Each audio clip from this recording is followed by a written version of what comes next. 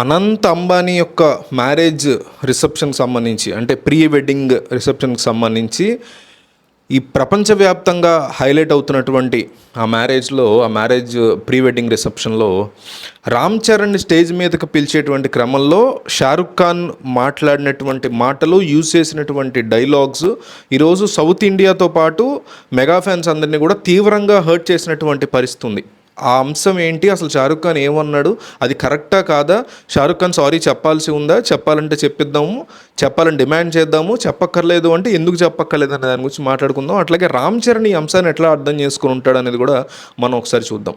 Stage మీదకి వ్యక్తుల్ని పిలిచేటప్పుడు తమదైన శైలిలో పిలవడం యాంకర్ల యొక్క స్టైల్. సరే, ఇండియాలోనే one of the most best యాంకర్గా షారుఖ్ ఖాన్కి ఎప్పటి నుంచో మంచి పేరుంది. ఎందుకంటే అతను సూపర్ స్టార్ కదా, హీరో కదా అనుకుంటారేమో. సూపర్ స్టారే, హీరోయే, చాలా మంచి యాక్టరే. కానీ యాంకర్గా స్టేజెస్ మీద అందరినీ నవ్వులు పూయించడంలో కూడా షారుఖ్ ఖాన్ ఎన్నో దశాబ్దాల నుంచి పేరెన్నెక్కగన్నాడు. దాదాపు 30 years నుంచి చూస్తున్నాను నేను షారుఖ్ ఖాన్ని స్టేజెస్ మీద అందరినీ చాలా మంచిగా నవ్విస్తూ ఉంటాడు.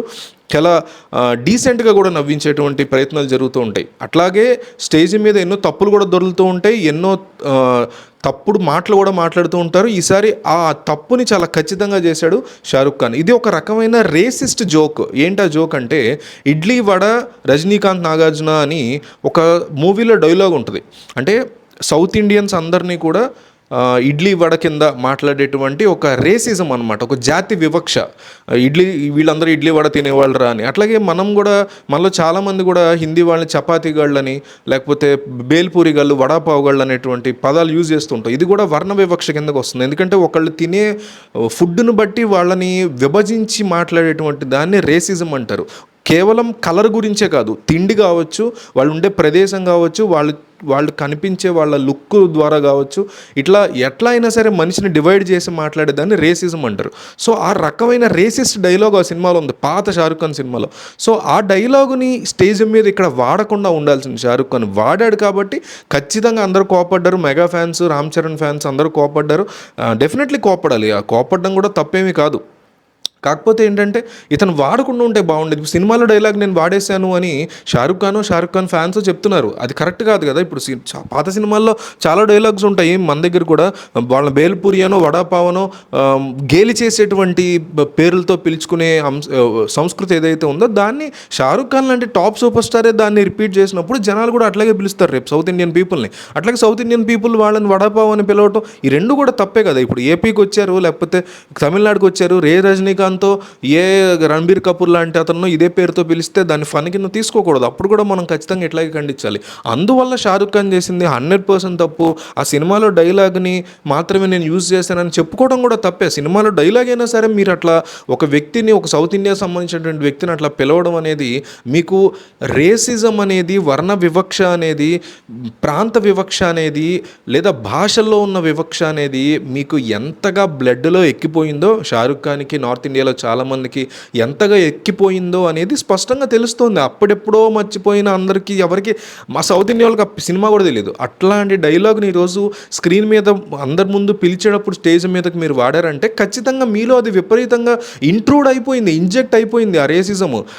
సౌత్ ఇండియన్స్కి ఏమీ లేదంటలా. సౌత్ ఇండియన్స్ కూడా అట్లాగే చపాతీ ముఖవాడానో లేకపోతే పావు బాజీ అని మనం కూడా మామూలుగా మాట్లాడుకుంటూ ఉంటాం. కానీ ఒక టాప్ సూపర్ స్టార్ మాట్లాడినప్పుడు మాత్రమే అది ప్రజల్లో ఎక్కువగా డిస్కషన్గా మారుతుంది. అట్లాగే మనము మాట్లాడకూడదు, వాళ్ళు మాట్లాడకూడదు. బట్ షారుఖ్ ఖాన్ మాట్లాడాడు, దానికి డెఫినెట్లీ అపాలజీ చెప్పాలి. కానీ సినిమాలో డైలాగ్ అని చెప్పి వెనకడుగు వేయడం అనేది డెఫినెట్లీ చాలా తప్పుడు అంశంగా చెప్పుకోవచ్చు.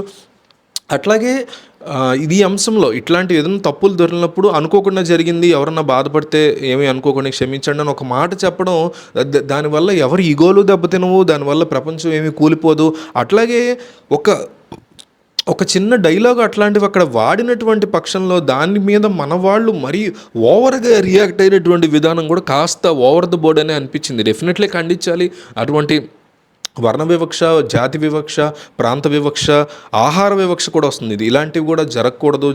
జరిగినప్పుడు దాని మీద ఖచ్చితంగా స్పందించాలి. కానీ కేవలం మెగా ఫ్యాన్స్ స్పందించడమో, లేకపోతే షారుఖ్ ఖాన్ అతను సంబంధించిన వాళ్ళని బూతులు తిడుతూ వాటి మీద ప్రవర్తించడమో, అతను చేసిన తప్పుకి 1,00,000 రెట్లు తప్పు చేస్తున్నట్టు కదా అట్లా బిహేవ్ చేసినప్పుడు.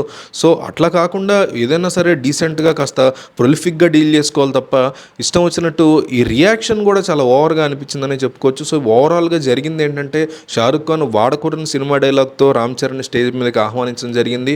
రామ్ చరణ్ రావడం జరిగింది. బట్ రామ్ చరణ్ రియాక్ట్ అవ్వలేదు, ఉపాసన కూడా రియాక్ట్ అవ్వలేదు. బట్ ఉపాసన యొక్క మేకప్ ఆర్టిస్ట్ ఒక అమ్మాయి ఆ స్టేజ్ మీదకి అట్లా పిలవడం నాకు నచ్చలేదు అని చెప్పి తన ఇన్స్టాగ్రామ్ స్టోరీ కూడా పెట్టి ఈ విషయాన్ని షోలోంచి వాకౌట్ చేసినటువంటి పరిస్థితి. డెఫినెట్లీ అట్లా ఏదన్నా తప్పు జరుగుతున్నప్పుడు తమ నిరసనని చాలా అద్భుతంగా తెలియజేయగలిగారు. ఆ అమ్మాయి అక్కడి నుంచి షారుఖ్ ఖాన్ బూతులు తిట్టిందా, లేకపోతే అక్కడి నుంచి వెళ్ళిపోయాక తిట్టిందా? ఒక డీసెన్సీని, క్రిటిసిజంలో, నిరసన తెలియజేయడంలో, బాధని వ్యక్తపరచడంలో, అన్యాయం జరిగినప్పుడు దాని మీద పోరాటం చేయడంలో కూడా ఒక సరైనటువంటి పద్ధతిని, ఒక మంచి లాంగ్వేజ్ని, పాత్ని ఎంచుకోగలిగితే మన గళము, మన వాయిస్, మన పాయింట్ ప్రపంచానికి వినిపిస్తుంది, వాళ్ళకి అర్థమవుతుంది. అట్లా కాకుండా మనం వాళ్ళ మీద పడి పొలవమని బూతులు తిట్టడమో ఇంకోటో చేస్తే మనం మాట్లాడుతున్న బూతులు హైలైట్ అవుతుంది తప్ప మన పాయింట్ హైలైట్ అవ్వదు. ఎవరినో తిట్టి సాధించుకునేటువంటి పరిస్థితి కూడా మనకు అక్కర్లేదు. బట్ షారుఖ్ ఖాన్కి రామ్ చరణ్ అంశంలో జరిగింది ఏంటనే చాలామంది తెలియదు కాబట్టి వీడియో చేస్తున్నాను. ఈ వీడియో మీ వాట్సాప్ స్టేటస్లో పెట్టండి, చాలామంది చూస్తారు. అసలు దీని వెనకున్న కథ ఏంటో తెలియ కూడా చాలామంది కన్ఫ్యూజ్ అవుతున్నారు. సో మీకు వీలున్నంత ఎక్కువగా ఈ వీడియోని వాట్సాప్లో మీ ఫ్యామిలీ కానీ గ్రూప్స్లో కానీ షేర్ చేయండి. అట్లాగే వాట్సాప్ స్టేటస్లో కంపల్సరీ పెట్టండి.